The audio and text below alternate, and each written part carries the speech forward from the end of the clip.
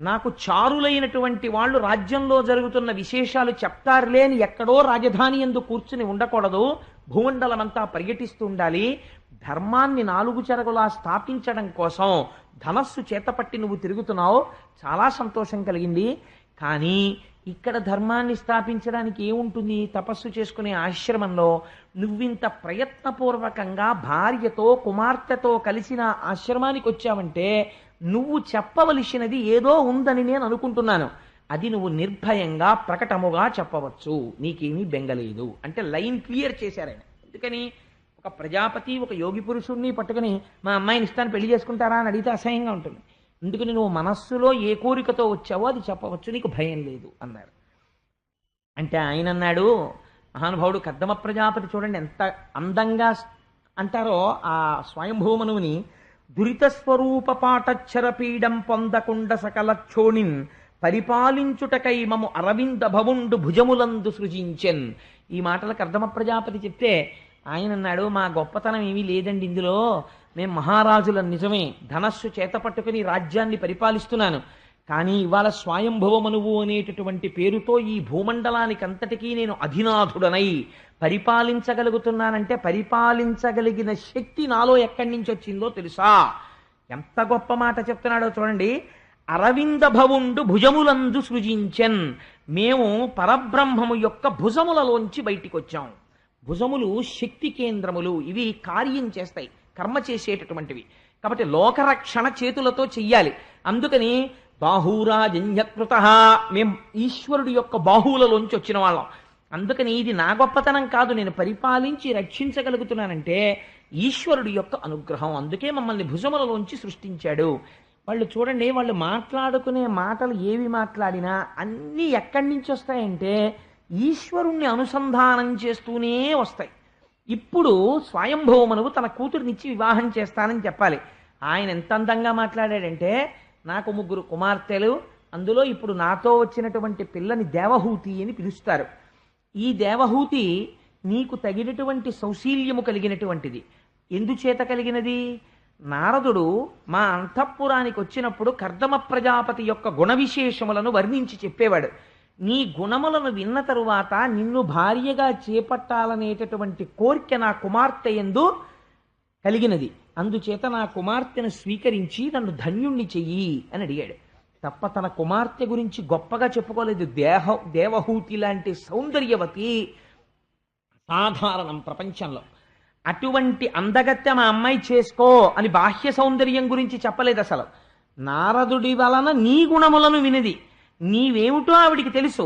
నీకు భార్యగా ఉంటే ఎలా ప్రవర్తించాలో తెలుసు. నీ గుణములను విని నీ గుణములకు ఆవిడ ఉప్పొంగింది. అందుకని నీకు భార్య కావాలనుకుంటోంది. అందుకని నువ్వు ఆవిడ్ని భార్యగా స్వీకరించమని చెప్పాడు. ఇప్పుడు అనుకూలత కలుగుతుంది. దేనివల్ల అనుకూలత కలిగేది?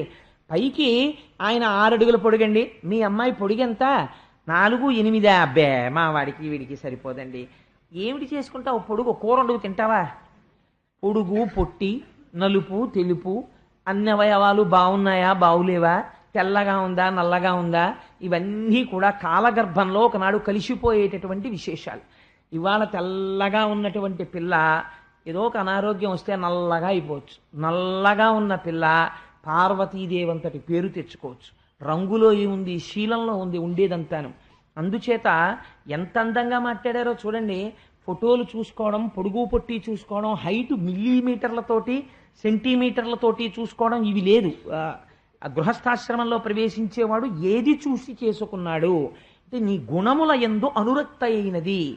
అంటే కర్దమ ప్రజాపతి ఎంత గొప్ప మాట మాట్లాడారో చూడండి. ఆవిడ తండ్రి గారు చెప్పలేదు ఆయన గురించి, కర్దమ ప్రజాపతి చెప్తున్నాడు. ఆయన అన్నాడు, అనగా నీ చేత అనన్యదత్తముగ ప్రతిష్ఠితంబైన ఈ తీగబోడి కమనీయ రూప రేఖా విలాసంబులమానిత లక్ష్మీ సమానయగుచు ఒకనాటి రాత్రియందుడురాజ చంద్రికా ధవళిత నిజసౌధ తలమునందు మహిత రణన్మణి మంజీర శోభిత చరణియై నిజసఖీ సహిత యగుచు కందుక క్రీడ చరియింప గగనమందు వర విమానస్థుడగుచు విశ్వావసుండు నాగదనరిన గంధర్వ నాయకుండు తరుణి చూచి విమోహి అయి ధరణిపడియే. నీ కూతురు యొక్క సౌందర్యం ఏమిటో నాకు తెలిసాయా? ఒకనాటి రాత్రి పౌర్ణమి చంద్రుడు ప్రకాశిస్తుండగా నీ కుమార్తె కాళ్ళకి అందెలు పెట్టుకుని అంతఃపురం దగ్గర ఉన్నటువంటి సరోవరంలో అక్కడ ఉన్నటువంటి ఆ ఉద్యానవనంలో తన చెలికెత్తెలతో కలిసి ఆడుకుంటోంది. ఆడుకుంటూ ఆ పిల్ల అక్కడ నిలబడి తన కాలితో భూమినిలా రాస్తోంది. రాస్తుంటే ఆ పైనుంచి గంధర్వుడు ఒక ఆయన వెళ్ళిపోతున్నాడు. ఆ వెళ్ళిపోతున్నటువంటి గంధర్వుడు విశ్వావసుడు ఆ విమానంలోంచి పిల్లని చూశాడు. చూసి ఎంత బాగుందో అనుకోలేదు, ఈ పిల్ల అందం చూసి పైన విమానం నుంచి స్పృహ తప్పి భూమి మీద పడిపోయాడు. అంత అందగత్తయ్యా నీ కూతురు, నువ్వు ఈ సంఘటన చెప్పలేదు, దాచావు. ఎందుకు దాచావు? బాహ్య సౌందర్యాన్ని చెప్పకూడదు కనుక దాచావు. కానీ నేను చెప్తున్నాను, అంతటి సౌందర్య రాశి. ఈ సౌందర్యం ఎక్కడి నుంచి వచ్చింది?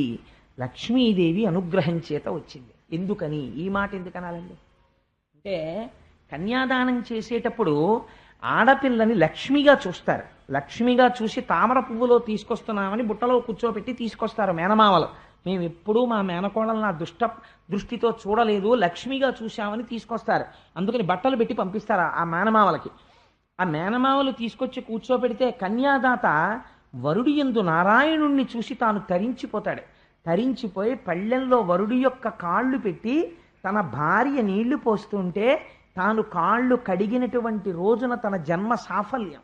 నారాయణుడి యొక్క కాళ్ళు కడిగి తజ్జలములను తన శిరస్సు మీద ప్రోక్షణం చేసుకునేటటువంటి మహాభాగ్యము ఎవరి వల్ల కలుగుతుంది? ఆడపిల్ల వల్ల కలుగుతుంది, తండ్రికి. అందుచేత నీ కుమార్తె అంతటి సౌందర్య రాశి. నేను ఒక్క మాట చెప్పనా మహానుభావ, స్వయంభూమనువు, ఎవరికి లక్ష్మీదేవి యొక్క అనుగ్రహము కలిగిందో వారు మాత్రమే నీ కుమార్తెని చేపట్టగలరు. నేను చేపట్టి నా గుణములను విని నీ కుమార్తె నాకు భార్య కావడం కాదు, నాయందు లక్ష్మీదేవి ప్రసన్నురాలైనది, అందుకే నాకు ఇటువంటి భార్యనిచ్చినది. ఈ మాట ఎవరు అనగలరో తెలుసా అండి? శంకరాచార్యులు వారు అంటారు, కళాభ్యాం చూడాలంకృత శశికళాభ్యాం లిజితపఫలాభ్యాం. భార్యాభర్తలు ఎలా ఉండాలంటే, అబ్బా ఆయన తపస్సుకి ఫలితం ఈవిడ పుణ్యాలు నోముల పంట ఆయనే.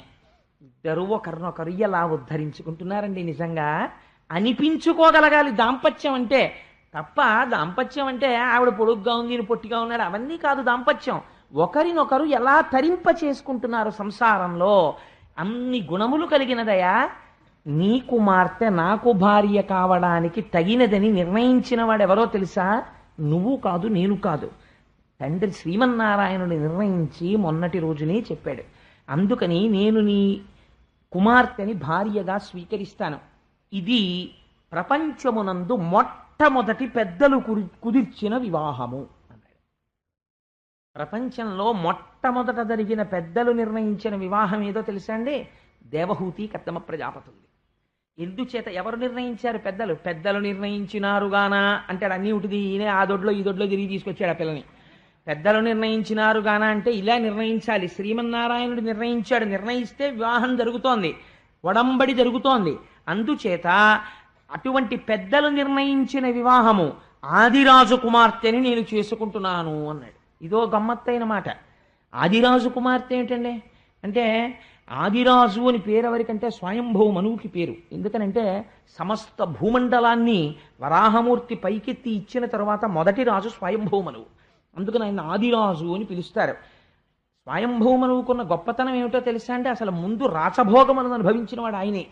అన్ని భోగములను అనుభవిస్తున్నా ఆయన ఎప్పుడు ఒకటి అనుకునేవట, ఈ భోగములు గొప్పవా, ఈశ్వర చరణారవింద సేవనము గొప్పదా, ఈ తుచ్చమైనటువంటి లాలస గొప్పదా, భగవత్కథా శ్రవణము గొప్పదా, ఈ భోగస్థానములతోడి సంగము గొప్పదా, భాగవతులతోడి కలయిక గొప్పదా అని నిరంతర ప్రశ్న వేసుకుని అవే గొప్పవి, ఇవి అల్పములు నీచములు అని నిర్ణయించుకునేవాట.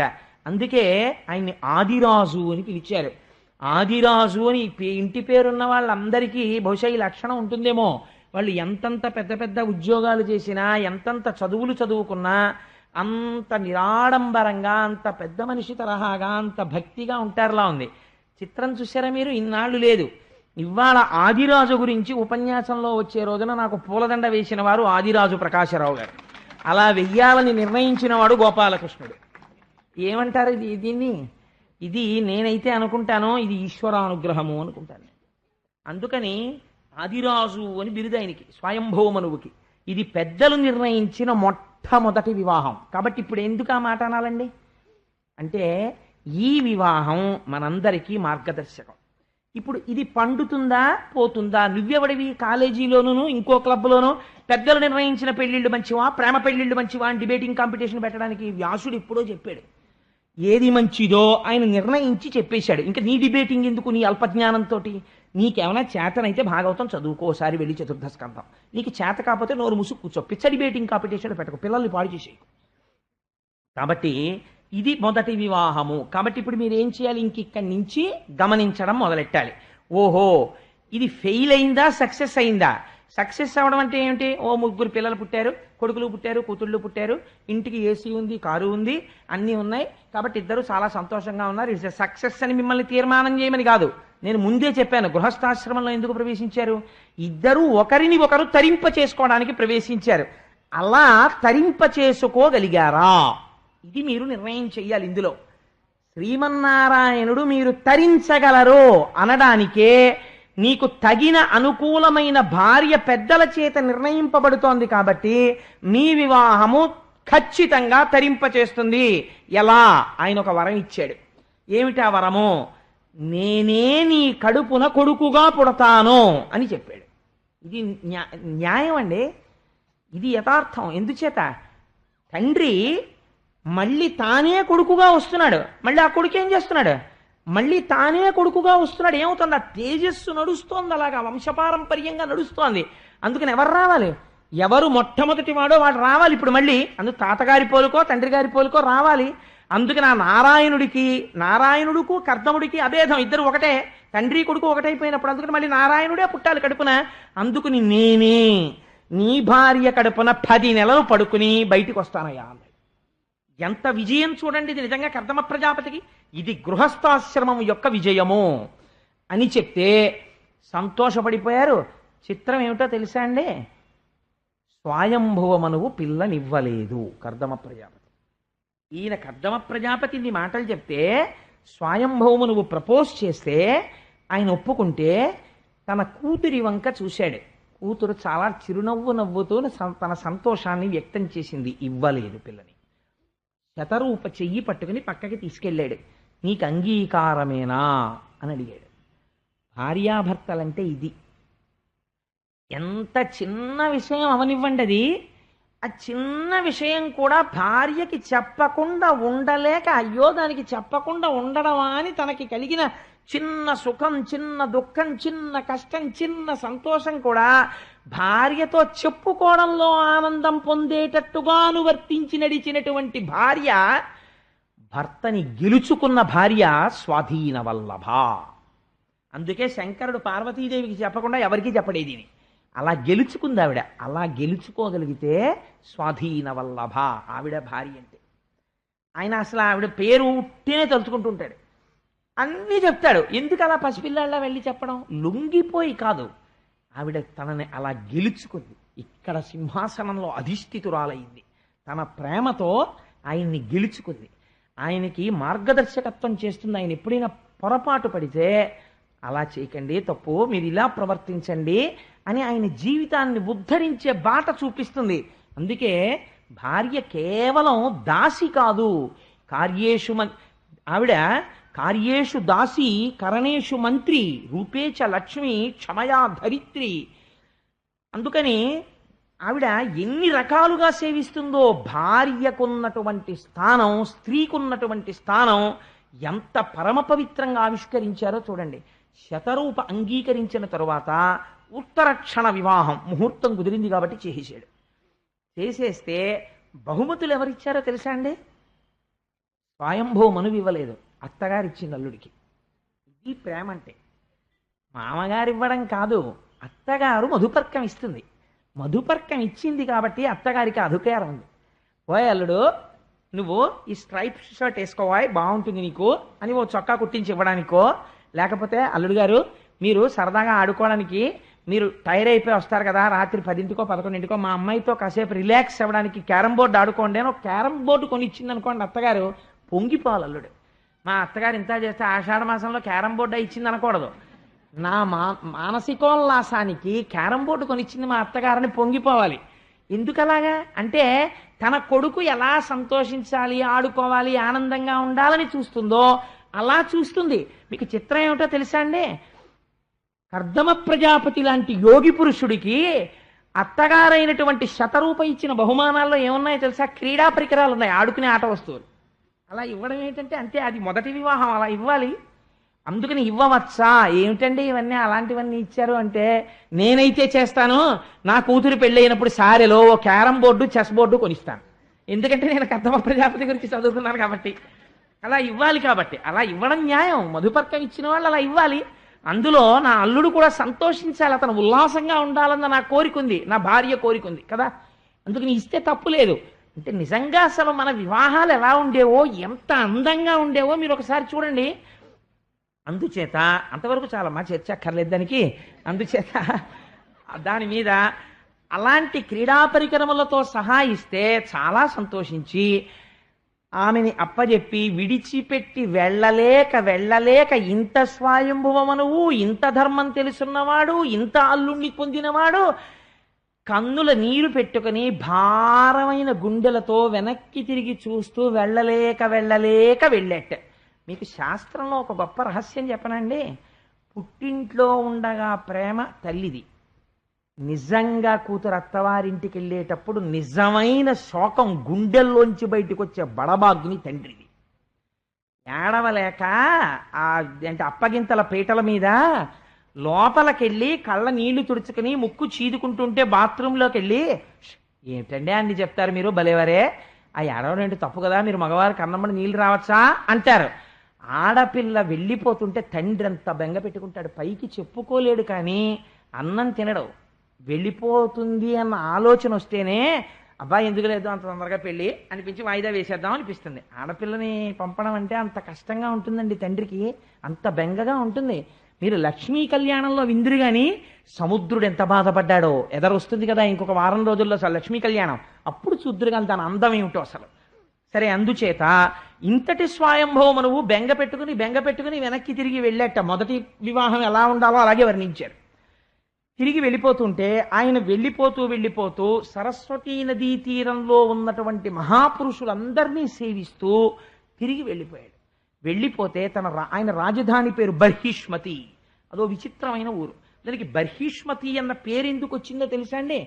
ఏ పేరు అనవసరంగా పెట్టరు మన వాళ్ళు. యజ్ఞవరాహమూర్తి నీటిలోంచి భూమిని పైకి తీయడం కోసమని నీటిలో తన యొక్క ముట్టె పెట్టి చాలాసేపు వెతికాడు. ఆ వెతకడంలో ఆయన ఒంటి మీద ఉన్నటువంటి వెంట్రుకలు నానిపోయి, బాగా నానిపోయిన తర్వాత భూమి దొరకక ఆ వెతుకుతూ ఒకసారి తల పైకి పెట్టి ఇలా విదుపుతుండేవాడు. ఆ విదుపుతున్నప్పుడు ఒంటి మీద నానిపోయిన వెంట్రుకలు కొన్ని ఎగిరి పడ్డాయి. అవి పడిన ప్రదేశం ఏదో దాని పేరు బర్హిష్మతి. ఆ పడిపోయిన వెంట్రుకలు భూమిలోకి వెళ్ళి అందులోంచి దర్భలు పైకి వచ్చాయి. ఆ దర్భలు ఇప్పటికీ ఆకుపచ్చగానే ఉంటాయి అక్కడ. ఆకుపచ్చని ఆ దర్భలతో నిరంతర యజ్ఞయాగాదులు చేసి శ్రీహరిని ఆరాధించేవాడు స్వయంభవమనువు. అటువంటి పట్టణం కనుక దానికి బర్హిష్మతి అని పేరు. అటువంటి పట్టణాన్ని రాజధానిగా చేసుకుని స్వయంభవమనువు పరిపాలిస్తున్నాడు. అంటే ఎంత వైదిక కర్మాచరణము కలిగిన వాడో, ఎంతటి ఈశ్వర సంబంధం ఉన్నటువంటి ప్రదేశమునందు ఆయన ఉన్నటువంటి వాడో మీరు ఆలోచించండి. సరే, అందుచేత కొంతకాలం అయిపోయింది. ఈవిడ మహాసౌందర్య రాశి. ఒక్క మాట మీరు అర్థం చేసేసుకున్నారు కదండి. విశ్వవసు అంతటి వాడు ఆకాశంలోంచి కింద పడిపోయాడు స్పృహ తప్పి. అంతటి అందగత్తె ఈవిడ కర్దమ ప్రజాపతిని సేవిస్తోంది. నేను ఇవాళ రేపు జరుగుతున్న పెళ్లిళ్ల గురించి చెప్పను, ఎందుకంటే భాగవతం చెప్తున్న నోటితో అవి చెప్పడం నాకు అసహ్యం. కానీ మీరు ఒకటి ఆలోచించండి, ఇంత సౌందర్య రాశి అయిన భార్య భర్తకి ఉపచారం చేస్తోంది. ఆయన ఏం చేస్తున్నాడు? తపస్సు పాటిస్తున్నాడు, నియమములు పాటిస్తున్నాడు. భర్త తపస్సు పాటించి నియమములు పాటిస్తే భార్య ఏం చెయ్యాలి? ఆవిడ అవే పాటించాలి. ఆయన భూశయనం చేస్తున్నాడు, ఆవిడ భూశయనం చేస్తోంది. ఆయన తపస్సు చేసుకుంటున్నాడు, ఆవిడ ఆయనకి కావలసినటువంటి ఫలాలు, ఆ సమయానికి కావలసిన పువ్వులు, ఆ సమయానికి కావలసిన తేనె అందిస్తోంది. ఆయనకి బాహ్య స్మృతి లేదు, తపస్సు చేసుకుంటూ పొంగిపోతున్నాడు. ఈవిడ ఇటువంటి భర్త దొరికాడని పొంగిపోయి ఆయన అనువర్తిస్తోంది. ఒక రాచసౌధంలో పెరిగి దాసదాసీజనము చేత సేవలందుకున్నటువంటి స్త్రీ తన భర్తకి సేవ చేయడానికి నిర్మానుష్యమైన ఒక ఆశ్రమములో భర్తకి సేవ చేయడంలో అలిసిపోయి ఒక అంగరాగం లేదు, ఒక పన్నీటి స్నానం లేదు, కేశపాశమునకు సుగంధ తైలం లేదు, ఏవీ లేవు. ఆ తలస్నానాలు చేసి చేసి చేసి చేసి నల్లటి జుట్టు ఎర్రగా అయిపోయింది. అదంతా జటలు కట్టేసి ఆ జుట్టు జటలు కింద వేలాడుతోంది. ఆవిడ శుష్కించిపోయి శల్యం అయిపోయింది, అంత సన్నపడిపోయింది. ఒకనాడు దేవహూతి చూడడానికి ఎంత అందంగా ఉండేదో ఇప్పుడంతా శుష్కించిపోయింది. వ్యాసుల వారు ఎంత గొప్ప ఉపమానం వేశారో తెలుసా అండి? పార్వతీదేవి పరమశివుని సేవించినట్లు. ఆవిడ అపర్ణ అయితే అప్పుడు పరమశివుడు సంతోషించాడు. ఈవిడ అంతగా సృష్టించిపోయాక ఒకరోజు తపస్సులోంచి లేచి నడుస్తూ ఎందుకో ఇలా చూశాడు దేవహూతి వంక. ఆవిడ శరీరాన్ని చూసి ఆశ్చర్యపోయాడు. నేను ఒకనాడు ఈవిడ సౌందర్యాన్ని వర్ణన చేశాను. నా కోసం తప్పించడంలో, నా కోసం పరిశ్రమించడంలో, నా కోసం ఇన్ని ఏర్పాట్లు చేయడంలో ఈవిడ ఇవాళ ఇలా అయిపోయింది. అని దేవహూతి, నీ సేవలకి నేను సంతోషించాను కాబట్టి ముందేది ధర్మము. ఇద్దరూ కలిసి ఈశ్వరార్చన నిపుణులయ్యారు. నీకు నా వలన తీరవలసిన కోరికేమి అని అడిగాడు. అంటే ఆవిడంది, ఒక సౌశీల్యవతురాలైనటువంటి స్త్రీ భర్త వలన ఏ సుఖాన్ని కోరుతుంది? సంతానవతి అయి తాను తల్లి కావాలని కోరుకుంటుంది. ఈశ్వర, మీరు నాకు పతిదేవులు, మీరు నన్ను కరుణించి నేను తల్లినయ్యేటటువంటి అదృష్టాన్ని నాకు కటాక్షించండి అని. అంటే వాళ్ళు ఎంత ధర్మబద్ధమైన కామమును అనుభవించారో చూడండి, తల్లి అగుట కొరకు. ఆయన అన్నాడు తప్పకుండా అని. ఆయన ఒక అందమైన మాట చెప్పాడు. నీకు నేను చూడడానికి ఇలా ఒక ఆశ్రమంలో జటలు కట్టుకుని ఉరప్పంజరం పైకొచ్చేసి ఒక నారపంచ కట్టుకుని ఎప్పుడు దండకమండలాలు పట్టుకుని చాలా వెర్రివాళ్ళ, తపస్సు చేసుకుంటున్న వాళ్ళ, ఏ భోగభాగ్యాలు లేని వాళ్ళ, అట్టే మాట్లాడితే ఎప్పుడు భూషయనం చేస్తూ నేల మీద పడుకునే వాళ్ళ నేను కనపడుతున్నాను కదా. నాకున్న భోగాలు ఎటువంటివో తెలుసా దేవహూతి? ఈ భూమి యందు సార్వభౌములమని ఈ సమస్త భూమండలాన్ని ఏలగలమన్న చక్రవర్తులకు లేని భోగములు నాకున్నాయి. ఎక్కడివో తెలుసా అని చెప్తున్నాడు చూడండి. మానిత ధర్మ మార్గ మహిమస్ఫుట భూరి తపస్సమాధి విద్యాని భృతాత్మయోగ సముపార్జిత విష్ణు కటాక్ష లబ్ధ శోభానగా దివ్యభోగ బహుభద్ర వితానము అస్మదీయ సేవానరతిన్ లభించు అనివారణ నిత్తును దివ్య దృష్టియం. నేను నిరంతరము శ్రీమన్నారాయణుణ్ణి సేవించాను, అపారమైన భక్తితో యోగాన్ని అవలంబించాను, గొప్ప తపస్సు చేశాను. దాని చేత నాకు ఈశ్వరానుగ్రహంగా యోగశక్తి చేత కల్పింపబడవలసినటువంటి భోగోపకరణములున్నాయి. అవి సామాన్యులకు దొరికేటటువంటివి కావు. వాటిని నేను నా తపశ్శక్తితో సృజిస్తున్నాను. అవి ఇతరులకు కనపడవు కూడా. అటువంటి వాటిని చూడడానికి వీలైన దివ్య దృష్టిని నీకు ఇస్తున్నాను, చూడా భోగోపకరణములనని దివ్య దృష్టిని ఇచ్చాడు. ఇస్తే ఆవిడ తెల్లపోయింది. ఒక పెద్ద భవనం ఒకటి వచ్చింది. ఆ భవనములో గొప్ప గొప్ప శయ్యామందిరములు. ఆ శయ్యామందిరములకు ఏనుగుల యొక్క దంతములతో చేయబడినటువంటి కోళ్ళు, వాటి మీద మంచి మంచి ఆస్తరణములు, వాటి మీద పరచబడినటువంటి వస్త్రములు, కట్టుకోవడానికి వీలుగా వ్రేలాడుతున్నటువంటి పట్టు చీనాంబరములు, బంగారము వెండితో చేయబడిన స్తంభములు, వజ్ర వైఢూర్య మరకత మాణిక్యములు వాటికి తాపడం చేయబడ్డాయి. లోపల శయనాగారములు, మళ్ళీ బయటికి వచ్చేటప్పటికి ప్రాంగణములు. అంటే మనం ఇప్పుడు డ్రాయింగ్ రూము, హాల్ అంటామే, అటువంటి ప్రాంగణములు. అందులో అతిథులు వస్తే కూర్చోవడానికి కావలసినటువంటి దివ్యమైనటువంటి తల్పములు, తినడానికి కావలసినటువంటి మధురమైనటువంటి ఆహారములు, తాగడానికి కావలసినటువంటి పానములు, ఒక గొప్ప విమానము, అందులో మళ్ళీ ఒక శయ్య, అందులో కూర్చోవడానికి ఆసనములు, ఇవన్నీ కనపడ్డాయి. ఆవిడ తెల్లబోయింది. ఎక్కడ చూసినా పుష్పహారములు, వాటి మీద వాలి గండు తుమ్మెదలు చేస్తున్నటువంటి రొద, ఆ వాటిలోంచి పడుతున్నటువంటి తేనెబొట్లు, వాటి మించి వస్తున్న సువాసన అలా నిలబడిపోయిందంతే.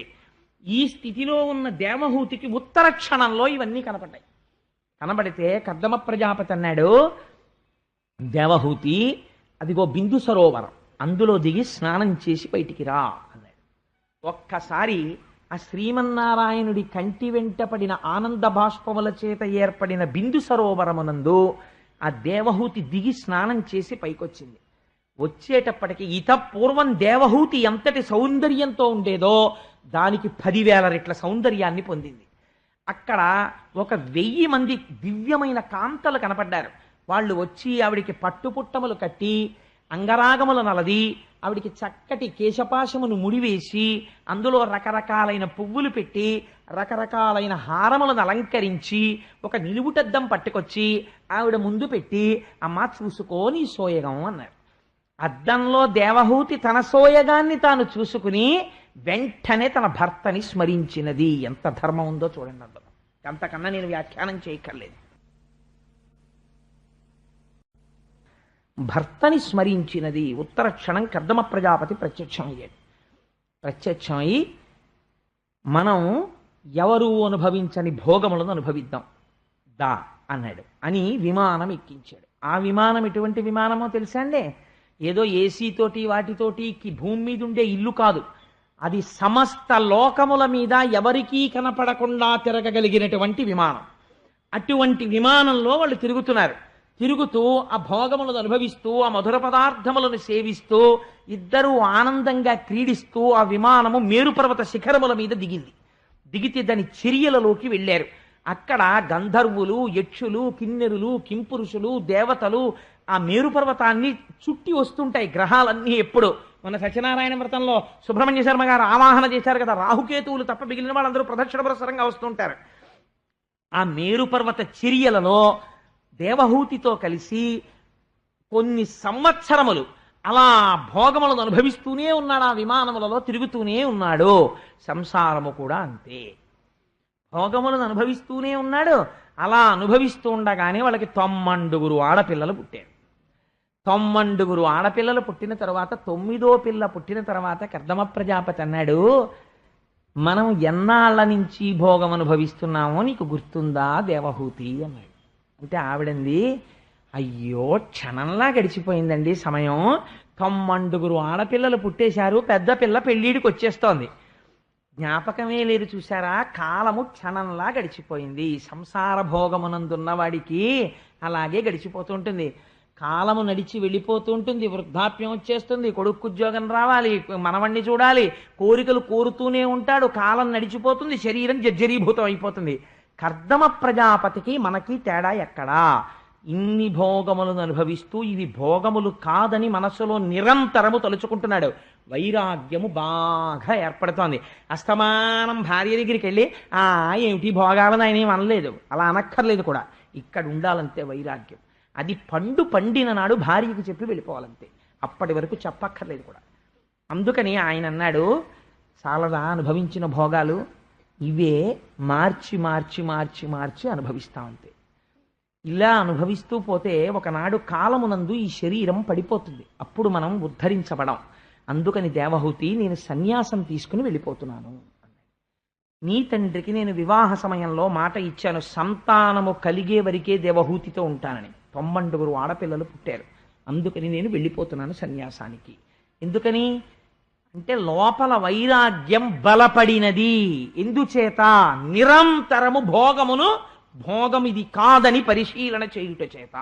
అందుకని సన్యాసానికి వెళ్ళగలిగాడు. ఇప్పుడు చూడండి గృహస్థాశ్రమాన్ని ఎలా వాడుకోవాలో వాడాడు కర్దమ ప్రజాపతి. ఇదే నేను ముందు చెప్పిన ఉపోద్ఘాతం. ఈ మాట అంటే ఆవిడంది నిజంగా ఎంత గొప్ప మాట అండి. ఆవిడంది, అపరతి పుట్టెయి ఇహ సుఖానుభవంబులయందు మున్నునే చపలత కామభోగరతి సంగము కోరి మహాత్మా నిన్ను అచ్చపు తలపొప్పగా తెలియజాలకయున్ వరించుటన్ భవత్కృప ఫలించే ముక్తి నిన్ను కేవల భక్తి భజింపకల్కతే. అరే ఏం ఆశ్చర్యమయ్యా! ఇద్దరం కలిసే భోగం అనుభవించాం, ఇద్దరం కలిసే సుఖాలు అనుభవించాం, ఇద్దరం కలిసే విమానంలో తిరిగాం, ఇద్దరం కలిసే పిల్లల్ని కన్నాం. నువ్వు పైకి చెప్పలేదు, భోగం అనుభవిస్తున్నప్పుడల్లా ఇది భోగము కాదని లోపల పరిశీలన చేశావు. ఇంత వైరాగ్యానికి వచ్చేసావు. వచ్చేసి నేను సన్యాసం తీసుకుంటానని వెళ్ళిపోతున్నావు. నీ వంటి మహాత్ముడితోనే నేను ఇంతకాలం ఉన్నాను, నాకు అసలు ఈ ఆలోచనే రాలేదు. అందుచేత అసత్పురుషుడితోటి ఉన్నంత మాత్రము చేత భోగమునందు ఉండిపోవడం సహజం. సత్పురుషుడితో కలిసి నేను సంసారము చేస్తూ కూడా నీకున్న ఆలోచన నాకు రాకుండానే నా జీవితం వెళ్ళిపోతోంది. నువ్వేమో పండిపోతున్నావు. పండిపోయి ఇవి భోగములు కాదు తుచ్చములు అని స్థిర నిర్ణయానికి వచ్చేసి గొప్ప వైరాగ్య సంపత్తితో వెళ్ళిపోతున్నావు. నిన్ను ఆపను. ఎందుకని? నువ్వు పండిపోవడమే కావలసింది. పండాలి గృహస్థాశ్రమంలోకి వచ్చినందుకు. కానీ ఒక్క కోరిక, నాకు 90 ఆడపిల్లల్ని ఇచ్చావు, ఇప్పుడు వీళ్ళకి యోగ్యమైన వరుల్ని తేవాలి. నేనా ఆడదాన్ని, నాకా ఏమీ తెలియవు. ఇన్నాళ్ళు నీ వెనక నీ నీడలో నా భర్త ఇంత గొప్పవాడని తిరిగిశాను. ఇప్పుడు నువ్వు ఉన్న పళంగా సన్యసించి వెళ్ళిపోతే ఈ ఆడపిల్లలకి నేను ఎలా సంబంధాలు చూడను? అందుచేత ఇంటికి రక్షణగా నాకొక్క కొడుకుని కటాక్షించి వెళ్ళిపో. ఆ కొడుకు మళ్ళీ నన్ను సంసార లంపటమునందు తిప్పేవాడు కాకూడదు. నువ్వు వెళ్ళిపో సన్యాసానికి, కానీ ఆ కొడుకు నన్ను ధరించేవాడు కావాలి, నన్ను కూడా జ్ఞానము వైపుకి తిప్పేవాడు కావాలి. అటువంటి వాడు కూతుళ్ళని గట్టెక్కించగలిగిన వాడు ఒక కొడుకునిచ్చి వెళ్ళిపోవయా. ఆయన అన్నాడు, షహబాష్, గొప్ప కోరిక కోరావు, అందుకని నీకు ఒక కుమారుణ్ణి ఇవ్వడానికి నేను అంగీకరిస్తున్నాను అని కర్దమ ప్రజాపతి యొక్క తేజస్సు యందు శ్రీమన్నారాయణుడు ప్రవేశించాడు. దేవహూతి యొక్క గర్భములోకి ప్రవేశించి ఆయన కుమారుడై కపిల భగవానుడనేటటువంటి పేరుతో బయటికి వచ్చాడు. కపిల మహర్షి జన్మిస్తే భగవానుడు కపిల రూపంలో దేవహూతి కడుపున పుడితే ఆశ్చర్యం ఏమిటో తెలుసా అండి? సంతోషం ప్రకటించడానికి చతుర్ముఖ బ్రహ్మగారు వచ్చారు. ఎవరితో? మరీచి మొదలైన మహర్షులతో. నువ్వురా నాయనా కొడుకు అంటే కర్దమ ప్రజాపతి, నిన్ను నేను సృష్టించి ఒక మాట చెప్పాను, ప్రజోత్పత్తి చెయ్యి అని చెప్పాను. నువ్వు కేవలము ప్రజోత్పత్తి చేస్తూ ఉండిపోలేదు, గృహస్థాశ్రమములోనికి వెళ్ళి ప్రజోత్పత్తి చేసి ధర్మబద్ధమైన భోగమును భవించి భోగమును విచారణ చేసి వైరాగ్యమును పొంది వైరాగ్యము వలన సన్యసించుటకు సిద్ధపడి భార్య కోరిక తీర్చడానికి కొడుకుని జనింపచేసి ఈశ్వరుణ్ణి కొడుగ్గా పొందావు. అదిగో స్వామి యొక్క పాదములలో చూశావా? హలరేఖ కనపడుతోంది, నాగలి అంకుశం కనపడుతోంది, పద్మం కనపడుతోంది. శ్రీమన్నారాయణుడే నీ కొడుకుగా జన్మించాడు. నీలాంటి కొడుకుని కని నేను తరించిపోయానయ్యా అన్నాడు. ఇది గృహస్థాశ్రమంలో ప్రవర్తించవలసిన విధానం. అందుకని కర్దమా, నేను పరమానందాన్ని పొందుతున్నాను. కపిలుణ్ణి సేవించి నీ భార్య దేవహూతి మోక్షాన్ని పొందుతుంది. నువ్వు సన్యాసాశ్రమంలోకి వెళ్ళి నువ్వు పొందుతావు. ఈశ్వరుడే ఇంట్లో పుడితే బయటికి వెళ్ళిపోవడం ఎందుకండి సన్యాసాశ్రమానికి? అంటే ఇంకా తన ఇల్లు అన్న భావనతో ఉండడానికి వీల్లేదు. నేను నాది అన్నదేదీ లేదు. న్యాసం అంటే నిక్షేపించుట, సన్యాసము సత్ ఎందు నిక్షేపించేశాడు. ఈశ్వరుడు తప్ప నేనన్నవాడు నా అన్నవాడు నాకు లేడు. కాబట్టి ఏమిటి? ఆకలేసింది, అన్నము ఎక్కడిది? తనకని ఉండదు, భిక్ష. ఆయన తిన్నారనుకోండి, ఆయన అన్నమే తింటారు. మన ఇంటికి భిక్షకొచ్చిన స్వామి, మనము అన్నమే తింటాం. కానీ ఆయన అంటారు, నేను భిక్షకొచ్చానండి అంటే నాకు ఆకలేసింది, ఒక ఇంటి ముందు నిలబడి భవతి భిక్షాందేహి, మేము పెడతాను రండి భిక్ష అన్నారు. ఇది భిక్షాన్నముగా తింటున్నాను. అందుకే రుచి చెప్పరు. దోసకాయ పప్పు చాలా బాగుందమ్మా అని అనరు. ఇది ఈ ఆకలి తీరడానికి, దగ్గు తగ్గడానికి మందేసుకున్నట్టుగా తింటారు. మీకు నేను ఒక ఆశ్చర్యకరమైన సంఘటన చెప్పనండి. చంద్రశేఖర పరమాచార్య స్వామి వారు కంచి పీఠాధిపతులుగా చేరినటువంటి కొత్తలో ఆశ్రమంలో వంటవాడు తోటకూర పప్పు చేసి వడ్డించాడు. వడ్డిస్తే పరమాచార్య స్వామి వారి నోటి వెంట పుసుక్కునో మాట వచ్చింది, పప్పు చాలా బాగుంది అన్నారు. మరునాడు మళ్ళీ తోటకూర పప్పు వేశాడు, తిన్నారు. 3వ రోజు తోటకూర పప్పు వేశాడు, తిన్నారు. 4వ రోజు తోటకూర పప్పు వేశాడు, తిన్నారు. 5వ రోజు ఆయనకి భిక్ష తీసుకొస్తుంటే అన్నారు, ఇవాళ భిక్ష అక్కర్లేదన్నారు. అంటే భిక్ష అక్కర్లేదన్నారు, ఏమన్నా కడుపులో కొంచెం ఇబ్బందిగా ఉందేమో అని ఊరుకున్నారు. వారం రోజులు అయిపోయింది, 10 రోజులు అయిపోయింది, భిక్ష తీసుకోరు. రోజు భిక్ష తీసుకోవలసిన సమయంలో గోశాలలోకి వెళ్ళి ఆవు పంచకంలోంచి పేడ పిసర కొద్దిగా తీసి నలిపి ఆ ఉండ నోట్లో వేసుకుని లోపలికి వెళ్ళిపోయేవారు. ఆఖరికి ఎవరు పడితే వాళ్ళు పీఠాధిపతులను ఏది పడితే అది అడగడం కుదరదు. ఆస్థాన పౌరాణికుల్ని పిలిపించారు. ఎందుకు స్వీకరించట్లేదు? భిక్ష అడగమన్నారు. వారు అడిగితే చంద్రశేఖర పరమాచార్య స్వామి చెప్పారు, నేను రేపొద్దున్న ఎక్కడికైనా వెడితే కంచికామకోటి పీఠాధిపతులు శంకర భగవత్పాదుల శిష్యులు శ్రీ శ్రీ శ్రీ చంద్రశేఖర పరమాచార్య స్వామి వారు విజయం చేస్తున్నారని చెప్తారు. నేను కట్టుకున్నది కాషాయం, సన్యసించాను. ఒక తోటకూర పప్పు రుచికి లొంగిపోయి నేను ఈ జిహ్వతో ఆ పప్పు బాగుంది అన్నాను. ఈ నాలుకతో తోటకూర పప్పు రుచికి లొంగినటువంటి నేను రేపు ప్రజానీకానికి ప్రతి ఊరు వెళ్ళి మీరు ఇంద్రియాల్ని నిగ్రహించుకోండి అని అనుగ్రహ భాషణం చెయ్యనా? ఏ నాలుక పప్పు రుచికి లొంగిందో దాన్ని ఆవు పేడతో శుద్ధి చేస్తున్నారు 11 రోజులు, అందుకని ముట్టన పదార్థం అన్నారు. ఈ మహాపురుషులంటే అంత జాగ్రత్తగా ఉంటారండి. ఒక మాట అంటే ఇంద్రియాలను నిగ్రహించుకోవడం అంటే అంత జాగ్రత్తగా ఉంటుంది, అంత తేలిక కాదు అది. కాబట్టి మహానుభావుడు ఆ కపిల మహర్షి జన్మిస్తే నమస్కరించి చతుర్ముఖ బ్రహ్మగారు పొంగిపోయారు. పొంగిపోతే ఆయన వెళ్ళిపోయిన తరువాత కర్దమ ప్రజాపతి తనకు కలిగినటువంటి 9 మంది కుమార్తెల్ని ఎవరికిచ్చి దానం చెయ్యాలి అంటే, మళ్ళీ ఇంటి పెద్దగారు తండ్రి గారు బతికున్నాడు ఇంకా చతుర్ముఖ బ్రహ్మగారు, ఆయన పేరు మీద పడుతోంది శుభలేఖ. ఆయన నిర్ణయించవలసిన వారు ఇంటి పెద్ద ఆయనకి చెప్పాలి, నాన్నగారు ఎవరికి ఇవ్వనండి మా పిల్లల్ని అని అడగాలి. ఒరే ఫలానా అన్న వాళ్ళకి ఇవ్వరా అని ఆయన అనుభవంతో చెప్పాలి. గృహస్థాశ్రమం ఎలా ఉంటుందో కర్దమ ప్రజాపతి జీవితం అలాగే ఉంటుంది. చతుర్ముఖ బ్రహ్మగారు చెప్పారు, నీకు కలిగిన 9 పిల్లల్ని 9 ఋషులకిచ్చి పెళ్లి చేయి అన్నారు. అంటే మరీచి మహర్షికి కళ అనబడే కుమార్తెనిచ్చారు. అత్రి మహర్షికి అనసూయనిచ్చి వివాహం చేశారు. అంగీరసునకు శ్రద్ధ అనబడేటటువంటి అమ్మాయినిచ్చి పెళ్లి చేశారు. పులశ్చనకు హవిర్భవు అనబడేటటువంటి అమ్మాయినిచ్చి పెళ్లి చేశారు. పులహునకు గతి, క్రతువునకు క్రియ, భృగువుకు ఖ్యాతి, వశిష్ఠునకు అరుంధతి, అధుర్వునకు శాంతి. 9 ఋషులకి 9 కన్యల్నిచ్చి కన్యాదానం చేశాడు. చేసిన తర్వాత తను సన్యసించి వెళ్ళిపోయే ముందు లోపలికి వెళ్ళి చంటి పిల్లవాడు ఆ పడుకునున్నాడు కపిలుడు, ఆయన ఎవరో కర్దముడికి తెలుసు. అందుకని చంటి పిల్లవాడిగా ఉన్నటువంటి పిల్లడి ముందు తండ్రి నమస్కరించి స్తోత్రం చేస్తున్నాడు. మహానుభావ, మీరెందుకు జన్మించారో నాకు తెలుసు. మీరు శ్రీమన్నారాయణుడు, నన్ను ఉద్ధరించడానికి జన్మించారు. నాకు పితృరుణం తీరదు కొడుకు పుట్టకపోతే, అందుకని కొడుకుగా పుట్టి నన్ను పితృరుణం నుంచి ఉద్ధరించారు. అసలు మీ యొక్క సౌజన్యానికి హద్దు లేదు తండ్రి, మీకు నమస్కారం అన్నాడు. అంటే ఆయన అన్నారు, నా చేత పూర్వంబునందు ప్రతిశ్రుతమైన వచనముల్ తప్పక వర మునీంద్రని ఇంట పుట్టితి, నిర్హేతుక స్థితి భూరి దయాగుణంబున అవాప్త సకల కాముండ నేను సన్మునివేషంబు ధరించుటెల్ల నా కొరకు కాదు, ఇను మహాత్ములకైన మునులకు పరమాత్మ గురు సద్వివేకంబు సరసి చూపు తత్వ బోధంబు కొరకును తల్పబడిన అంచిత వ్యక్త మార్గమైనట్టి దేహమని తలంపము మత్పదధ్యాన శక్తి ధీపరాయణ మహిమంబు తేజరిల్లా. ఇతపూర్వం నేను ఒకసారి ఈ భూమండలం మీద జన్మించి సాంఖ్యం అనేటటువంటి వేదాంతాన్ని బోధ చేశాను. సాంఖ్యం అంటే తత్వం ఎన్ని రకాలుగా ఉంటుందో చెప్పడం, ఆ సంఖ్యతో నిర్ణయించి చెప్పడం. ఆ సాంఖ్యము చెప్పాను, కానీ లోకం మరిచిపోయింది. మళ్ళీ సాంఖ్యము చెప్పడం కోసం నీకు కొడుకుగా పుట్టాను, నీకు మాట ఇచ్చాను నీకు కొడుకుగా పుడతానని, మాట తప్పలేదు, నీకు కొడుకుగా పుట్టాను.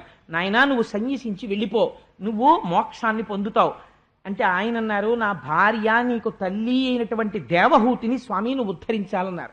తప్పకుండా ఉద్ధరిస్తానన్నారు. పెరిగి పెద్దవాడయ్యాడు కపిల మహర్షి, తపస్సు చేసుకుంటున్నాడు ఆ బిందు సరోవరంలో కూర్చుని. ఆ 9 పిల్లల పెళ్లిళ్ళు అయిపోయాయి.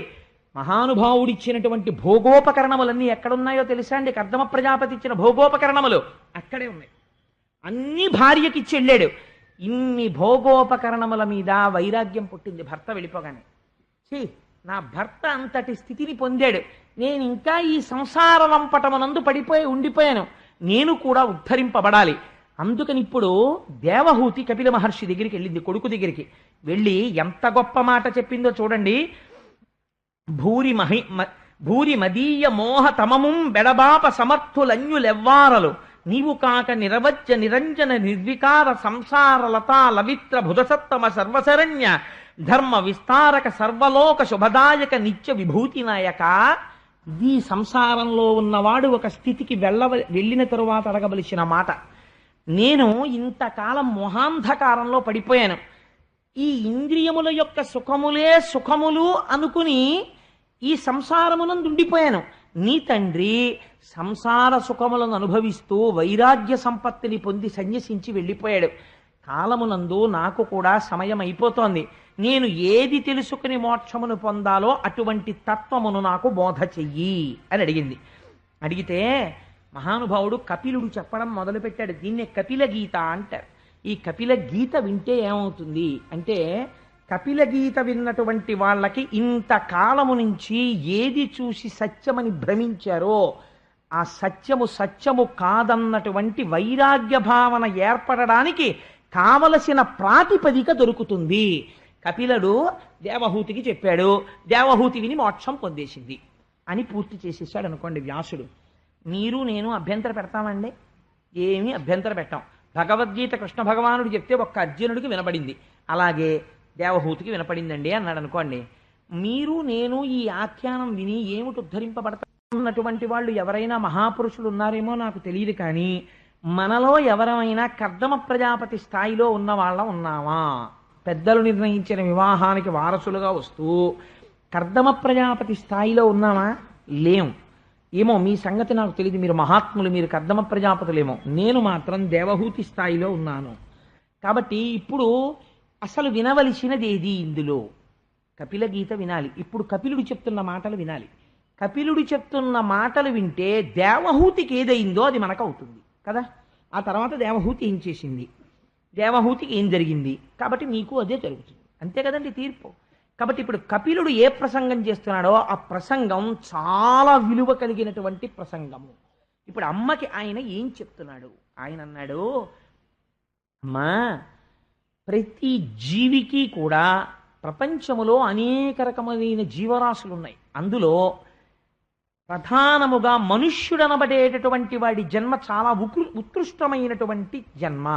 ఎందుచేత అంత గొప్ప జన్మ అంటే, తరవాక్షి వినుమ చేతన దేహముల కంటే చేతన దేహముల్ శ్రేష్టము, అందు ప్రాణవంతంబులై స్పర్శజ్ఞానంబు కలుగు చైతన్య వృక్షముల కంటే ఘన రసజ్ఞాత సంకలిత చేతనులుత్తములు, రసజ్ఞానంబు కలుగు వాని కంటే గంధజ్ఞానంబు కలిత భృంగములు కడు శ్రేష్టములు, వాని కంటే శబ్ద వేదులగుదురు శ్రేష్ఠులు, వెలయు శబ్ద విధుల కంటేను మరి రూపవేదులైన వాయసాదులు శ్రేష్టములు, వాని కంటే వరుస బహుపాదలుత్తములు, వారి కంటే తలప చతుష్పదులు అధికులు, దలకొని మరి వారి కంటే పాదద్వయముంకల మనుజులు అఘటములి ములవారలయందు వర్ణములు నాల్గరయన్. ఆయన ఎంత గొప్ప మాట చెప్పాడో తెలుసా అండి? ఈ సృష్టిలో దేని బట్టి ఏది గొప్పదో చెప్తానమ్మా, నువ్వు కొంచెం జాగ్రత్తగా విను. ఏమిటి? ఈ దేహములు పొందినటువంటి వాళ్ళల్లో ప్రాణములు కలిగినటువంటివి మొదట శ్రేష్టములు. ఏవి ప్రాణములు కలిగినవి? చెట్లకి ప్రాణం ఉంది. చెట్లకి ప్రాణం ఉన్నా చెట్ల కన్నా గొప్పతనం ఉన్నదోటి ఉంది ప్రాణం ఉండి. ఎందుచేత అది గొప్పది అంటే, స్పర్శజ్ఞానము కలుగుట చేత వృక్షముల కంటే స్పర్శజ్ఞానం ఉన్నది గొప్పది. చెట్టుని పట్టుకుని మీరు నరికేస్తున్నారనుకోండి, స్పర్శజ్ఞానం ఉంటుంది, తెగుతూ ఉంటుంది. కానీ స్పర్శజ్ఞానం ఉన్నంత మాత్రాన నిజంగా స్పర్శజ్ఞానం ఉండి తెగిపోయి నరకపడుతుంటే దానికి ప్రాణమైతే ఉంది, కానీ ఆ నరకబడుతున్నప్పుడు దాని యందు విశేషమైనటువంటి ఖేదమో అరుపో బాధో కలుగుతుందని మీరు అనలేరు. ప్రాణము మాత్రం ఉన్నది. స్పర్శజ్ఞానమున్నది ఎవరికి ఉన్నది అంటే, దీనికన్నా స్పర్శజ్ఞానము ఉన్న ప్రాణి ఏది ఉన్నదో అది ఉత్కృష్టము. అంటే చెట్టుకి లేదు, కానీ చెట్టు కన్నా ఒక బర్రె అలా వెళ్ళిపోతూ ఆ చెట్టుకేసి ఇలా ఒరుసుకుంటే నా దురద తీరుతుంది అనుకుందనుకోండి, స్పర్శజ్ఞానం ఉంది కాబట్టి ఆ ప్రాణి గొప్పది. స్పర్శజ్ఞానం ఉన్నదానికన్నా కూడా ఏది గొప్పది అంటే, రసజ్ఞానము కలిగినది గొప్పది. రుచి కూడా చెప్పగలిగిన ప్రాణి ఉంటే అది గొప్పది. రుచి కూడా చెప్పగలిగినటువంటి జ్ఞానము కంటే వాసన కూడా చెప్పగలిగినటువంటి భృంగములు గొప్పవి. అందుకే సువాసన కలిగిన చోటికి సీతాకోక చిలుకలు ఎగురుతాయి. అందుకని సువాసనని పసిగట్టగలిగినటువంటి భృంగములు గొప్పవి. దానికన్నా ఏది గొప్పది? శబ్దమును వినగలిగినటువంటి వాయసాదులు అంటే పక్షులు మొదలైనవి గొప్పవి. చప్పుడైతే అది ఇలా అంటుంది అని, చిన్న చప్పుడైతే ఎగిరిపోతుంది. కాబట్టి అది చప్పుడికి ప్రతిస్పందిస్తోంది. శబ్దమును వినగలిగినది గొప్పది. శబ్దమును వినగలిగిన దానికన్నా ఏది గొప్పది? అనేక పాదములు ఉన్నది గొప్పది. అదేమిటంటే అనేక పాదములు ఉన్నది ఉంటుందా అంటే ఉంటుంది. 8 పాదములు ఉన్నది ఉంటుంది ప్రపంచంలో, శరభం అంటారు. అది గొప్పది.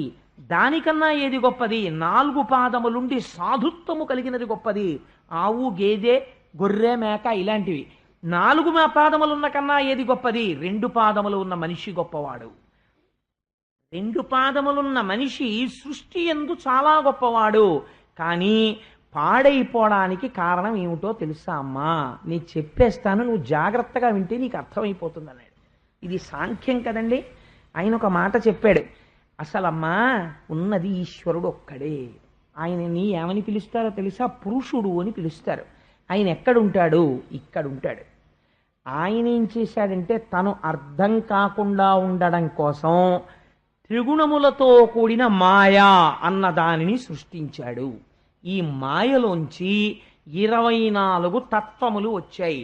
ఎంత గొప్ప గీత చెప్పేస్తున్నాడో చూడండి. 24 తత్వములు బయటికి వచ్చాయి. అందుకే సాంఖ్యం అని పేరు దానికి. 24 ఏమిటి? 5 మహాభూతములను సృష్టించాడు ముందు. అవే పృథివీ, ఆపస్, తేజో, వాయు, ఆకాశములు. ఈ 5ంటిని సృష్టించాడు ముందు. పృథివీ అంటే మట్టి, ఆపస్ నీరు, వాయువు గాలి, తేజస్ అగ్ని, ఆకాశము అంతటా నిండి ఉంటుంది. వీటికి కొన్ని లక్షణములను ఇచ్చాడు. ఈ లక్షణములను దాటడానికి వీల్లేదు. ఇది ఈశ్వర శాసనం. పృథివికి ఏ లక్షణం ఇచ్చాడో తెలుసా? అసలు మాయ అంతా ఎక్కడుంటుంది? పృథివిలోనే ఉంటుంది. ఏమిటో తెలుసా అండి పృథివికి ఉన్న గొప్పతనం? పృథివి మిగిలినటువంటి భూతములకన్నింటికీ ఆశ్రయం అవుతుంది. నీరు నిలబడాలి. ఎక్కడ నిలబడాలి? భూమి మీద నిలబడాలి. అగ్ని వెలగాలి. దేని మీద వెలగాలి? భూమి మీద వెలగాలి. గాలి వీచాలి. భూమి మీద వీచాలి. అన్ని భూతములకు భూమి ఆధారముగా ఉంటుంది. పృథివీకున్న గొప్పతనం ఏమి? ఒకే పృథివీ వికారమును చెందుతుంది. ఒక మట్టి, ఇంత మట్టి తీసుకుని కుమ్మరివాడు ఏం చేస్తాడంటే పెళ్లి కూతురు బొమ్మ చేస్తాడు. ఇంత మట్టి తీసుకుని పెళ్లి కొడుకు బొమ్మ చేస్తాడు. అక్కడ ఉన్న పిల్లవాడు ఒకడు వచ్చి అంటాడు, నాన్నగారండి నాన్నగారండి ఈయన మగపిల్లాడండి, నాన్నగారండి నాన్నగారండి ఇది ఆడపిల్లండి అంటాడు. ఆడపిల్ల మగపిల్లవాడు, స్త్రీ పురుషుడు, ఈ భేదము దేని వలన వచ్చినది? మీరు దీన్ని కొంచెం జాగ్రత్తగా అర్థం చేసుకుంటే అందులో వైరాగ్యం వచ్చేస్తుందండి. ఆశ్చర్యం. ఎక్కడొచ్చినది? ఒకే పృథివీ చిన్న చిన్న వికారములు చెందినది. చిన్న మార్పు చెందిందంతే. శరీరములు రెండు ఒకటే. పృథివితో చేయబడిన శరీరాలు రెండు ఒకలాగే ఉంటాయి. ఏదో కొద్దిగా 1-2 చోట్ల మార్పు చెందుతుంది అంతే. పృథివి మార్పు చెందింది కాబట్టి తన జీవితం అంతా నాశనం చేసేసుకుంటున్నాడు వ్యామోహంలో ఒకడు. ఏం ఆశ్చర్యమమ్మా! ఇది పృథివీ వికారము. ఈ పృథివీకి ఉన్న గొప్పతనం ఏమిటో తెలుసా? అంతటా ఉన్న ఆకాశమును ముక్కలైనట్టు చూపిస్తుంది. మీరు ఒక కుండ పెట్టారనుకోండి, కుండలో ఆకాశం ఉంటుంది. మీరు గది కట్టారనుకోండి, గదిలో ఆకాశం ఉంటుంది. గోడలు తీసేస్తే మళ్ళీ అనంత ఆకాశం అయిపోతుంది. కుండ పగిలిపోతే ఆకాశం అయిపోతుంది. ఘటాకాశం, మఠాకాశం ఇలా ఉంటుంది. నీరేం చేస్తుంది? తడుపుతుంది, మెత్తతనాన్ని తీసుకొస్తుంది, దాహం తీరుస్తుంది. అగ్ని ఏం చేస్తుంది? ఎండింప చేస్తుంది, కాలుస్తుంది, దాహం వేసి ఆకలేసేటట్టు చేస్తుంది. వాయువు ఏం చేస్తుంది? ఇక్కడ అక్కడ అని లేకుండా చొరబడగలదు. ఒక చోటు నుంచి ఒక చోటుకి వెళ్ళిపోతుంది. తేలికైన వాటిని ఓ చోట కుప్ప పెడుతుంది. ఒక్కొక్కసారి విరగ్గొట్టేస్తుంది, ప్రభంజనం అయిపోయి చెట్లని విరగ్గొడుతుంది. ఒక్కొక్కసారి అన్నింటినీ అన్ని వైపులకి చిమ్మేస్తుంది. ఇలా చెయ్యగలిగినది గాలి. ఒకటి చేసేది ఒకటి చెయ్యదు. ఈ 5ంటిని పంచమహాభూతములుగా నిర్మించాడు. ఈ పంచభూతములను నిర్మించిన వాడు అక్కడతో ఊరుకోలేదు. పంచభూతములను నిర్మించి పిండాండములో 5 కర్మేంద్రియములను సృష్టించాడు. వీటికి ఏమీ జ్ఞానం ఉండదు. కాళ్ళు, చేతులు 2, నోరు 3, మలద్వారము 4, మూత్రద్వారము 5, 5 కర్మేంద్రియాలు. 5 జ్ఞానేంద్రియాలను సృష్టించాడు. అవే కన్ను, ముక్కు, చెవు, నాలుక, చర్మము. ఈ 5ంటిని సృష్టించాడు. ఇప్పటికి 15 అయ్యాయి. ఇప్పుడు పెద్ద ఆట ఆడాడు ఆయన. ఇప్పుడు ఆయన ఆడిన ఆట ఏమిటో తెలుసా అమ్మా? ఆయన తెలియకుండా ఉండడం కోసమని ఆయనే ఇక్కడ కూర్చుని ఆయనే వీటన్నిటిలోకి ప్రవహిస్తున్నాడు. ప్రవహిస్తూ ఒక గమ్మత్తు చేశాడమ్మా. ఇది ఎవడు తెలుసుకుంటున్నాడో వాడికి వైరాగ్యం వస్తోంది అన్నాడు. ఏది తెలుసుకోవాలి? మీరు కొంచెం జాగ్రత్తగా ఆలోచించాలి. ఇది బయట భూమి ఉంది కదండి, ఇక్కడ భూమి లేదండి, ఇదంతా భూమి ఉంది, పృథివీ. ఈ పృథివికి ఒక తన్మాత్రని సృష్టించాడు ఆయన. ఏమిటా తన్మాత్ర అంటే? సూక్ష్మభూతం అంటారు దాన్ని. ఏమిటది అంటే పృథివికి వాసన ఉంటుంది. అందుకే మీరు ఎండిపోయిన నేల మీద నీళ్లు పోశారనుకోండి, కమ్మటి వాసన వస్తుంది. పృథివికి వాసన ఉంటుంది. పృథివికి వాసన అన్న తన్మాత్రని సృష్టించి వాసన పట్టుకోవడానికి ఈ శరీరంలో ఒక కేంద్రాన్ని పెట్టాడు, రాడార్ పెట్టినట్టు. అది ఎక్కడుంది? ముక్కు. ఈ ముక్కు జ్ఞానేంద్రియం. ఇదేం చేస్తుంది? పృథివిలోంచి వస్తున్న వాసనలు పసిగడుతూ ఉంటుంది. అలాగే నీటికి రుచిని పెట్టాడు, పోషించగలిగిన శక్తి పెట్టాడు. ఆ రుచిని పట్టుకోవడానికి ఇక్కడ నాలుకని పెట్టాడు. బయట శబ్దాన్ని పెట్టాడు. ఆ శబ్దము ఆకాశంలోంచి వచ్చేటట్టు చేశాడు. ఇప్పుడు నేను మాట్లాడుతుంటే శబ్దం మీరు చూడగలరా? ఆకాశంలో పెడుతుంది. కానీ దాన్ని ఎవరు పట్టుకోగలరు? పట్టుకోవడానికి చెవిని పెట్టాడు. ఇప్పుడు శబ్ద స్పర్శ, స్పర్శని పెట్టాడు. ఆ స్పర్శ వాయువులోంచి వస్తుంది. అందుకే అమ్మయ్య చల్లటి గాలి తగిలిందండి అంటాడు. స్పర్శ ఎక్కడ తెలుస్తుంది? చర్మము చేత పట్టుకోబడుతుంది, వాయువులోంచి వస్తుంది. అందుకని వాయువన్న భూతములోంచి స్పర్శ అనబడేటటువంటి తన్మాత్ర ఇక్కడ చర్మము చేత గ్రహింపబడుతుంది. కాబట్టి ఇప్పుడు ఏం చేశాడు? బయట ఉన్న భూతములను ఇక్కడ ఉన్న భూతములకు తన్మాత్రలు పెట్టి అనుసంధానం చేశాడు. ఇవి పట్టుకోవడానికి సెంటర్స్ పెట్టాడు కొన్ని. కన్ను, ముక్కు, చెవు, నాలుక ఇవి పెట్టి, ఇవి పెడితే అవి తెలిసేసుకోగలవా? నాలుక పెట్టేసి రుచి చెప్పేయమంటే చెప్పేస్తుందా? చెప్పలేదు. చెప్పడం కోసం తానే వీటి యందు ప్రవహించాడు. తన శక్తిని వీటి యందు నింపి నిబిడీకృతం చేశాడు. లోపల తాను పురుషుడై కూర్చున్నాడు. కూర్చుని ఈ ఇంద్రియములకు లౌల్యమును పెట్టాడు. ఈ ఇంద్రియాలు ఏం చేస్తాయంటే ఆట ఆడడం మొదలెడతాయి. ఎప్పుడు చూసిందే చూడు, విన్నదే విను, ముట్టుకున్నది ముట్టుకో, వాసన చూసింది చూడు, ఆ రుచిని మళ్ళీ తెచ్చిపెట్టు అని ఇంద్రియాలు ఆడడం మొదలు పెడతాయి. 20ంటికి 4ంటిని తోడు పెట్టాడు. అవి ఏమిటో తెలుసా అమ్మా? ఇలా ఎప్పుడో చేసిన దాన్ని మళ్ళీ గుర్తు తెచ్చుకున్నది చేయమండం, ఇప్పుడు మళ్ళీ కొత్తగా ఓ పని చేయమండం. ఇలా 2 పనులు చేసేదాన్ని సంకల్ప వికల్ప సంఘాతం అంటారు. అది మనస్సు. ఈ మనస్సు ఒక ఆలోచన చెప్తుంది, ఇది చెయ్యి అంటుంది. చెయ్యనా వద్దా ఒకరు నిర్ణయిస్తారు, అది బుద్ధి. ఈ చిత్తము, మనస్సు, బుద్ధి, దీనికి చిత్తం అనేటటువంటి దాన్ని తోడు తెచ్చాడు. ఈ చిత్తం అంటే ఏమిటో తెలుసా అండి? మీరు పూర్వం ఎప్పుడో అనుభవించినటువంటి ఒక సుఖాన్ని గుప్తంగా దాచిపెట్టుకుంటుంది. ఆ రుచి ఎలా ఉంటుందో లోపల టేప్ చేసి అట్టే పెడుతుంది. దాన్ని చిత్తం అంటారు. 4వ దాన్ని ఒక దాన్ని తీసుకొచ్చాడు. అసలు పెద్ద మాయ అక్కడే. దాని పేరు అహంకారము. ఇవన్నీ ఎప్పుడు పనిచేస్తున్నాయి? లోపలున్న పురుషుడి వల్ల పనిచేస్తున్నాయి. ఆ పురుషుడు తాను. అది కప్పబెట్టి తెలియకుండా చేసి ఇవన్నీ నేనంటుంటాడు. ఇవన్నీ దేని మీద ఆధారపడ్డాయి? ఈయన మీద ఆధారపడ్డాయి. ఈ గమ్మత్తు ఏమిటి? ఈ బయటున్నవే ఇందులోకి వస్తున్నాయి. ఆ పృథివే ఇందులో పృథివిగా ఉంది. కొంచెం మట్టి ఎంత రుద్దుకున్నా మట్టి వస్తుంది. అందులో నీళ్లే ఇందులోకి వస్తాయి, ఇందులో నీళ్లే అందులోకి ఎడతాయి. అందులో గాలే ఇందులోకి వస్తుంది, ఇందులో గాలే అందులోకి ఎడుతుంది. అందులో ఉన్న ఆకాశమే ఇందులోకి వస్తుంది. మీకు చిత్రం ఏమిటో తెలుసా అండి? ప్రాణములు దేని మీద ఆధారపడ్డాయి? ఆకాశం మీద. ఎందుకో తెలుసా అండి? ఆయన హార్ట్ వాల్వ్స్ బ్లాక్ అయిపోయాయండి, చచ్చిపోయాడంట. బ్లాక్ అయిపోవడం అంటే ఏమిటండి? అక్కడ ఒక కన్న ఉంది, అందులోంచి రక్తం విడుతోంది. అదే ఆకాశం. ఆ ఆకాశం పూడుకుపోయింది అనుకోండి, ప్రాణం పోతుంది. ఆకాశము, ప్రాణము, వాయువు 2 కలిసి ఉంటాయి. ఉంటే ఈ శరీరము బయట ప్రపంచంతో ఎంతకాలము అనుసంధానము జరుగుతుందో అంతకాలము బ్రతికి ఉన్నాడంటారు.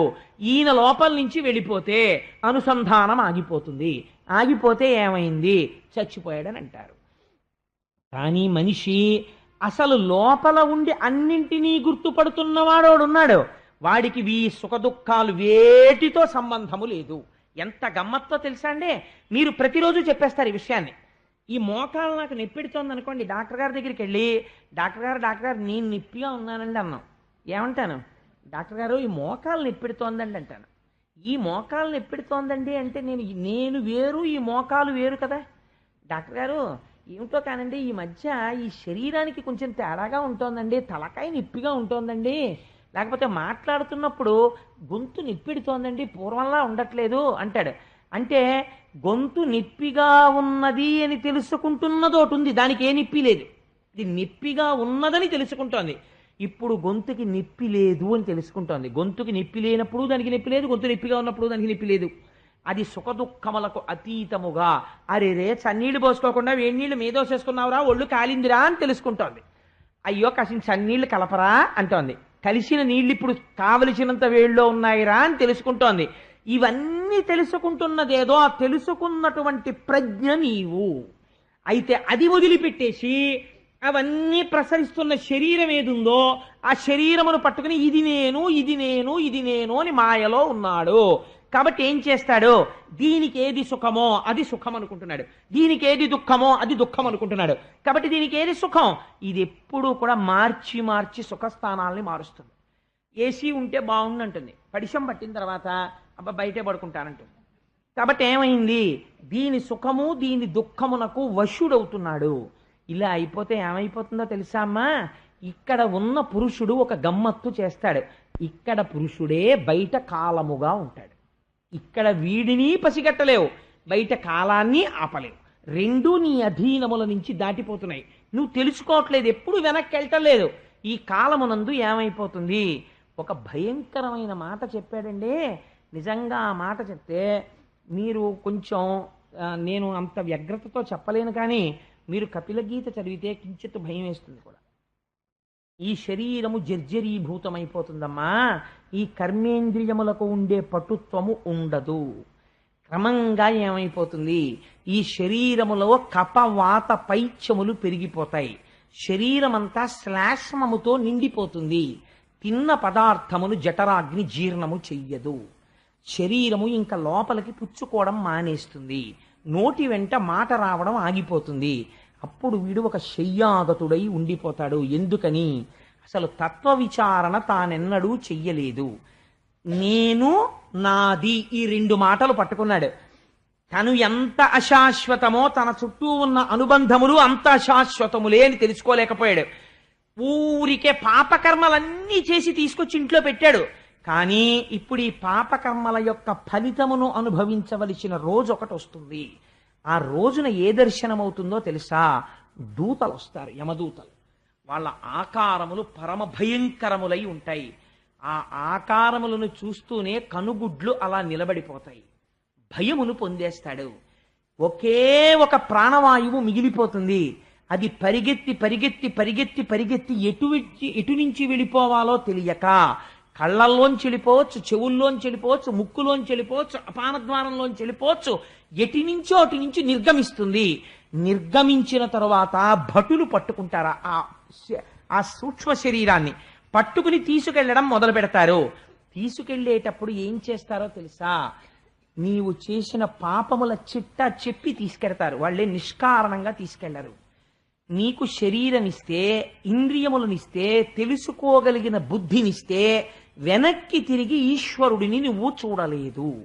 చూడకపోవడం వల్ల ఏమైంది, నిన్నిప్పుడు ఏం చేస్తున్నామో తెలుసా, నడు అని మండిపోతున్న ఇసక మీద గాఢాంధకారంలో నీటి చుక్క ఇవ్వకుండా వీపు మీద కొరడాలు కొడుతూ కొన్ని రోజుల పాటు నడిపించి తీసుకుని వెడతారు. తీసుకెళ్లి కాలిపోతున్నటువంటి ఇనప స్తంభమునకు వేసి కట్టేస్తారు సూక్ష్మ శరీరాన్ని. దానికి ఒక శరీరం ఇస్తారు, అది తప్తమైపోతుంటుంది చేసిన పాపానికి. అప్పుడు ముంతురు తప్తతోయముల మొత్తురు ఉగ్ర గదాసిధారలన్ త్రింతురు పొట్ట ప్రేవులు వధింతురు మీద నిభేంద్ర పంక్తి నొప్పింతురు ఘోరభంగి కంపింతురు పముల కరిపింతురు పముల చేత బిట్టు ద్రొవ్వింతురు మీద గుండ్లు తినిపింతురు దేహము కోసి కండలన్. అగ్నిహోత్రంలో పారేస్తారు, అక్కడే కట్టేసి కత్తి తెచ్చి శరీరపు కండ కోసి తినరా అని మనకే పెడతారు. అప్పుడు ఆ కండ తానే తింటాడు. లేకపోతే కొంతమందిని కూర్చోపెట్టి కండలు కోసుకు తినండి అంటే వాళ్ళు ఆ కండలు కోసుకుని తింటుంటారు. చేసిన పాపమును చెప్తారు, చెప్పి శిక్ష వేస్తుంటారు. ఆనాడు నువ్వు చేసిన పాపము యొక్క ఫలితమును కిందనున్న వాళ్ళు అనుభవిస్తుంటారు సుఖముగా. పాపమునకు ఫలితమును నువ్వు ఒక్కడివి అనుభవిస్తుంటావు. ఇలా అయిపోకుండా ఉండాలంటే అమ్మా ఒక్కటే ఒక మార్గం ఉన్నది. ఏమిటో తెలుసా, అందరూ అంతటా నిండి ఉన్నటువంటి పరమాత్మ దర్శనము చేయలేరు, అది యథార్థము. కాబట్టి నువ్వేం చేస్తావు, అంతటా నిండిన వాడను నువ్వు చూడలేవు. కాబట్టి ఆ స్వామి పరమభక్తులైన వారిని ఉద్ధరించడానికి ఒక మూర్తిగా వచ్చి నిలబడినాడు.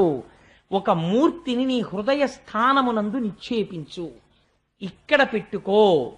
ధ్యానం అంటే ఎలా ఉండాలో తెలుసా, పరమ సంతోషంతో నీ మనస్సుని ఆయన పాదార విందముల దగ్గర చేర్చు.